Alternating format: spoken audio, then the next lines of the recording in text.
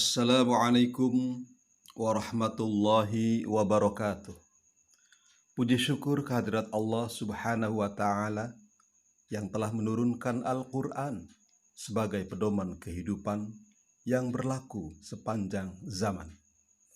Shalawat dan salam semoga selalu tercurahkan bagi junjungan alam Nabi Muhammad SAW, figur pilihan yang syarat akan suri tauladan, sebaik-baik penuntun jalan menuju keselamatan, memiliki kualitas terdepan, tak ada tandingan, dihormati oleh lawan dan disukai oleh semua kawan.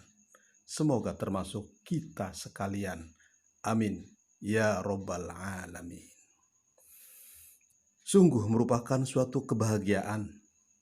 Kali ini saya ingin mengajak saudara-saudaraku seiman untuk selalu mencintai Al-Quran. Sebagaimana yang kita yakini, Al-Quran adalah kalamullah yang merupakan mukjizat. Diturunkan melalui Jibril sang malaikat, siapapun yang menjalankannya dijamin selamat dari dunia sampai akhirat. Bahkan walau sekedar membacanya sudah bernilai ibadah. Lebih-lebih jika mau menghafal dan menjalankan isinya. Allahumarhamna bil Qur'an. Sebelum lebih jauh masuk ke inti ajakan, saya ingin menyampaikan beberapa kesimpulan dari hadis-hadis dan ayat Al-Quran tentang keutamaan membaca maupun menghafal Al-Quran. Lebih rinci keterangan dalil-dalil tersebut insya Allah akan dijelaskan dalam video berikutnya. Kesimpulan pertama dari keutamaan membaca Al-Quran, yaitu pertama, bagi orang beriman membaca Al-Quran akan beroleh pahala berlipat ganda. Disebutkan dalam hadis bahwa membaca Alif Lam Mim mendapat 3 kebaikan. Alif 1 kebaikan, Lam 1 kebaikan, dan Mim 1 kebaikan.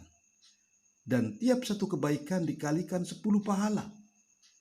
Jadi membaca Alif Lam Mim sudah mendapatkan 30 pahala. Bisa dibayangkan betapa besar pahala bagi yang rajin membaca Al-Quran. Allahumarhamna bil Quran. Yang kedua, keutamaan dari membaca Al-Quran. Pembaca Al-Quran adalah salah satu dari 4 golongan orang beriman yang dirindukan oleh surganya Allah Subhanahu wa Ta'ala. Dalam suatu hadis disebutkan, surga merindukan 4 golongan orang beriman, yaitu pembaca Al-Quran, pemelihara lisan, pemberi makan orang-orang yang lapar, dan orang yang berpuasa di bulan Ramadan. Pembaca Al-Quran adalah golongan pertama yang dirindukan surganya Allah Subhanahu wa Ta'ala. Allahumarhamna bil Quran. Yang ketiga, Al-Quran akan datang di alam kubur dan alam akhirat, memberi syafaat bagi para pembacanya. Dan yang keempat, jangan dilupakan fadilah membaca Al-Quran. Rumah yang dibacakan Al-Quran di dalamnya akan terang benderang dengan cahaya ilahi yang akan menenteramkan hati ahli bait, sehingga tercipta suasana kehidupan rumah tangga yang baiti jannati, rumahku adalah surgaku. Jadi sangat amat sungguh luar biasa keberuntungan para pembaca Al-Quran. Allahumarhamna bil Quran. Adapun kesimpulan kedua, hadis-hadis tentang keutamaan Al-Quran bagi para penghafalnya. Pertama, kelak di akhirat, posisi penghafal Al-Quran di surga berada di akhir hafalannya. Di surga, para penghafal Al-Quran akan naik sambil membaca hafalannya dan berhenti pada saat hafalannya berakhir. Disitulah posisinya di surga. Jadi semakin banyak hafalannya akan semakin tinggi derajat dan kedudukannya di surga. Allahumma arhamna bil Quran. Yang kedua, penghafal Al-Quran akan diberi mahkota dan gelang kemuliaan. Kemudian mahkota dan gelang kemuliaan itu akan diberikan kepada kedua orang tuanya, ibu bapaknya. Maka sungguh berbahagia orang tua yang memiliki anak penghafal Al-Quran. Allahumma arhamna bil Quran. Dan masih banyak keutamaan Al-Quran bagi para pembaca dan penghafalnya, baik di dunia maupun di akhirat kelak. Rekan-rekan, ikhwan, akhwat, ayahanda, ibunda, dan para generasi muda. Pertanyaan saya adalah, inginkah kita, bersediakah kita, berangan-angankah kita untuk meraih keutamaan-keutamaan itu? Maka jawaban yang selayaknya, yang seharusnya, dan yang sejujur-jujurnya harus kita ikrarkan adalah, ya, saya ingin kemuliaan itu. Ya, saya bersedia mendapat keberuntungan itu. Iya, saya berangan-angan dan rindu meraih kemuliaan Al-Quran. Allahumma arhamna bil Quran. Maka dalam kesempatan ini saya mengajak, mari kita berfastabiqul khairat. Ayo berlomba dan bersemangat meraih keutamaan Al-Quran dengan meningkatkan aktivitas membaca dan menghafal Al-Quran. Bagi Anda yang sudah berusia lanjut, tidak ada kata terlambat. Seberapapun kesempatan dan kemampuan kita tetap harus memulai selagi masih ada umur. Bagi Anda yang masih muda remaja, kesempatan masih panjang, daya ingat masih kuat untuk ikut berlomba meraih keutamaan Al-Quran. Bagi para orang tua yang memiliki calon-calon anak soleh dan solehah, ayo beri mereka banyak kesempatan dan fasilitas agar anak keturunan kita siap menjadi generasi Qurani. Merekalah invest dan ladang pahala dan kebaikan. Bagi Anda yang masih pelajar, baik pelajar yang nyantri di pondok pesantren maupun di sekolah umum, kesempatan sangat terbuka lebar.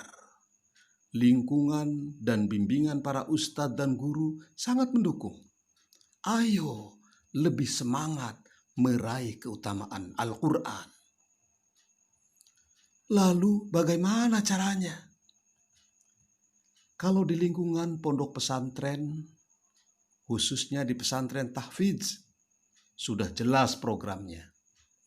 Ada penugasan, setoran, murojaah, baik harian, mingguan, bulanan, atau waktu tertentu. Sedangkan di sekolah umum, ada yang sudah merintis program tahfidz, mungkin 1 juz, ada yang 2 juz, 3 juz, bahkan lebih. Bagi sekolah yang belum memulai, ayo memulai dengan program tahfidz sebagai tambahan dan nilai plus bagi alma mater. Dan untuk sekolah umum, insya Allah nanti ada video contoh program tahfidz yang sudah berjalan. Yang pada dasarnya tidak ada perbedaan untuk semua kalangan. Baik untuk santri, pelajar, orang usia lanjut, kaum muda maupun anak-anak. Tentu disesuaikan dengan waktu, aktivitas lain, tingkat kemampuan mengingat, dan kondisi lain-lainnya. Intinya adalah, pertama, niat. Niatkan karena Allah untuk mencari keridhoannya. Insya Allah dengan niat yang tulus, semua cenderung berjalan mulus dan melahirkan ghirah, semangat, dan kesungguhan. Yang kedua, memulai dengan yang mudah-mudah, yang pendek-pendek. Bisa dari belakang surat terakhir juz 30, yaitu An-Nas, Al-Falaq, Al-Ikhlas, dan seterusnya. Diulang-ulang mengingatnya ketika melaksanakan sholat fardu atau sholat sunnah. Yang ketiga, upayakan terprogram dan terencana. Semisal ada program one day one ayat, ini untuk ayat yang pendek. Misal, amma yatasa'alun. Dan untuk ayat yang panjang, bisa dengan program one week one ayat, 1 minggu 1 ayat. Keempat, istiqomah, berkesinambungan, terus menerus, sedikit demi sedikit tapi rutin. Ini lebih baik dan akan lebih kuat bertahan dalam ingatan. Daripada langsung banyak tetapi hanya sewaktu-waktu, akan mudah pudar dan lemah dalam ingatan. Semoga kita dimudahkan dan dikuatkan dalam aktivitas qiraah dan tahfizul Quran. Mari, mulailah dari yang mudah dan mulai dari sekarang. Bismillah. Wassalamualaikum warahmatullahi wabarakatuh. Allahumma arhamna bil Qur'an waj'alhu lana imama wa nura wa hudan wa rahmah.